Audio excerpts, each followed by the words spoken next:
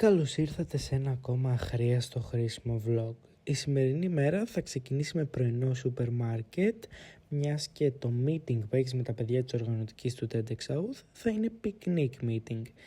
Μιας και ο καιρός στη Θεσσαλονίκη συνεχίζει να είναι υπέροχος και η θέα στην παραλιακή ακόμα πιο τέλεια. Η ώρα στο meeting περνάει πάρα πολύ ευχάριστα με σκοπό να μην πας να φας τη λέσχη και να φας όλα αυτά που έχετε φέρει στο meeting. Λίγο μουσική, λίγο παιχνίδι και ήρθε η ώρα να γυρίσω στο σπίτι.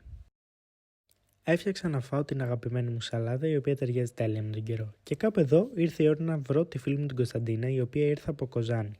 Έχω πάρα πολύ καιρό να τη δω, οπότε όπως καταλαβαίνετε χάρηκα αρκετά. Δεν θα μπορούσαμε να μην πάμε μια βόλτα στην παραλιακή, πόσο μάλλον όταν ο καιρός είναι τόσο τέλειος. Συνεχίσαμε τη βόλτα μας στην Αριστοτέλους, όπου και έπρεπε να απαντήσουμε σε αυτό εδώ που γράφει ο πίνακας.